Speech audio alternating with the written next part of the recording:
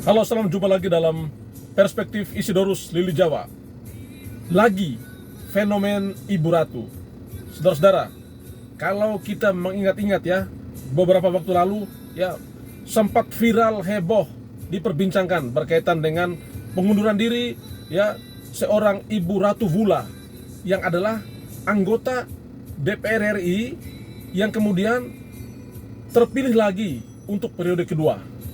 Beliau menjadi caleg dengan suara terbanyak dari Partai Nasdem dan dipastikan akan duduk lagi di Senayan. Beliau mendapatkan dukungan yang luar biasa dari Pulau Sumba, kurang lebih sekitar 163.000 suara itu dari Sumba. Dan ya, beliau berada di puncak ya dari deretan caleg-caleg Partai Nasdem untuk DPR RI Dapil Nusa Tenggara Timur II. Keputusannya untuk mengundurkan diri waktu itu memang membuat orang bertanya-tanya. Bahkan tidak sedikit yang merasa heran, merasa aneh, merasa ganjil dan merasa janggal. Mengapa mengundurkan diri padahal beliau sudah dipastikan akan duduk lagi di DPR RI? Ada apa? Ini lalu menjadi ya diskusi yang hangat, panas, aktual di Nusa Tenggara Timur. Lebih lagi untuk masyarakat kita di Pulau Sumba. Mereka mempertanyakan mengapa ya seorang putra putri terbaik dari Sumba bisa melakukan hal seperti itu.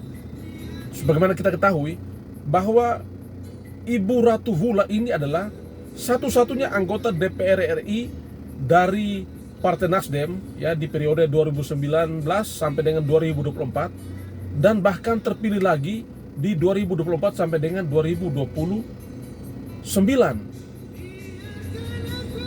Beliau satu-satunya yang kemudian rakyat melihat beliau sebagai jembatan aspirasi, sebagai penyambung lidah rakyat Sumba, sebagai orang yang diharapkan bisa memperhatikan masyarakat di Pulau Sumba secara intens, karena memang beliau adalah seorang putri terbaik dari Sumba yang kampung halamannya ada di Sumba. Tetapi keputusan beliau untuk mengundurkan diri itu menurut banyak orang tidak masuk akal. Tetapi di politik tetap ada ruang yang semacam itu. Lalu muncullah rasionalisasi, penjelasan, argumentasi mengapa Ibu Ratu harus mundur. Katanya beliau akan ya diberi penugasan khusus oleh Partai Nasdem. Orang lalu bertanya-tanya, penugasan khusus yang macam manakah? Atau penugasan khusus yang sepenting apakah yang membuat Ibu Ratu harus mengundurkan diri dari ya posisi caleg peraih suara terbanyak di Partai Nasdem Dapil NTT 2. Lalu muncul asumsi-asumsi, praduga-praduga ya bahwa Ibu Ratu kemungkinan akan dipersiapkan untuk menjadi calon gubernur atau menjadi calon wakil gubernur, atau mungkin saja ya bisa didorong Nasdem untuk menjadi duta besar dan seterusnya. Ya, ini berkembang berbagai asumsi berkaitan dengan penugasan khusus itu. Yang orang bayangkan bahwa penugasan khusus itu mesti setimpal dengan posisi beliau sebagai anggota DPR RI yang terpilih lagi. Namun saudara-saudara, ya, ketika perbincangan tentang Ibu Ratu itu mulai menepi, ya, mulai sepi, hilang, muncul lagi fenomen itu. Ternyata penugasan khusus yang waktu itu disampaikan adalah yang sudah terjadi di hari Senin tanggal 22 April 2024. Yang mana Ibu Ratu Vula melalui timnya mendaftarkan dirinya sebagai ya calon Bupati Sumba Barat Daya. Ya, beliau mendaftar di Partai Demokrat. Akhirnya misteri itu menjadi terkuak ya. Pertanyaan-pertanyaan itu terjawab sudah. Ternyata penugasan khusus yang diberikan oleh Ibu Ratu Vula itu adalah penugasan menjadi calon bupati di Sumba Barat Daya. Yang sebelum-sebelumnya orang membayangkan bahwa yang bakal maju lagi menjadi calon bupati di Sumba Barat Daya itu adalah suami dari Ibu Ratu Wula yang notabene adalah pernah menjadi bupati di Sumba Barat Daya. Namun ternyata penugasan khusus itu jatuh ya kepada Ibu Ratu Wula ya untuk menjadi calon bupati Sumba Barat Daya. Nah, ini menarik, saudara-saudara. Mengapa? Karena bagi saya ini langkah berani. Ya, pengunduran diri Ibu Ratu itu meninggalkan kekecewaan ya, kemarahan, bahkan rakyat Sumba ini melihat sebagai bentuk pengkhianatan. Mereka sudah memberikan suara, mereka sudah beri kepercayaan, mereka sudah beri amanah kepada Ibu Ratu. Tapi kenapa beliau mengundurkan diri? Ya, padahal masyarakat Sumba ya masih membutuhkan jembatan aspirasi mereka di Senayan.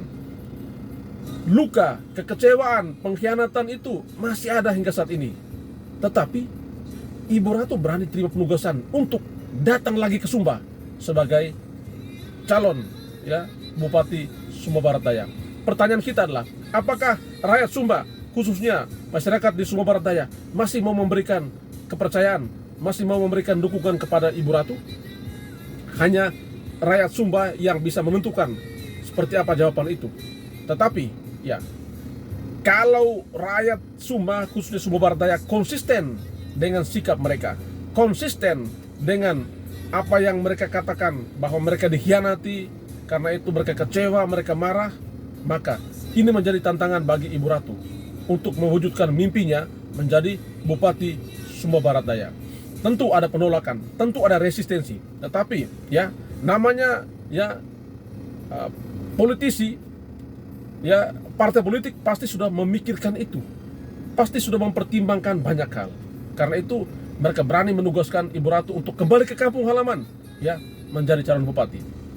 Nah, kita pasti akan menantikan seperti apa reaksi rakyat Sumba Raya, khususnya ya masyarakat di Sumba Barat Daya. Apakah mereka masih terus memberikan dukungan kepada Ibu Ratu walaupun mereka telah dikhianati? Apakah luka dan kekecewaan mereka itu ya akan segera hilang ketika Ibu Ratu datang lagi sebagai calon bupati di Sumba Barat Daya? Hanya rakyat Sumba yang bisa menentukan jawabannya. Kita nantikan ya proses-proses ke depan. Tetapi inilah fenomen Sang Ratu. Inilah fenomen politik Ibu Ratu ya, yang berani mengundurkan diri menjadi ya calon anggota DPR RI terpilih dari Partai Nasdem untuk Dapil NTT 2 dan akhirnya menerima penugasan khusus ya sebagai calon bupati di Sumba Barat Daya. Ini pasti menarik, saudara. Kita nantikan ya dinamika-dinamika yang akan terjadi selanjutnya. Oke, terima kasih sudah mencermati perspektif ini. Tetap sehat, tetap semangat ya, dan Tuhan memberkati kita.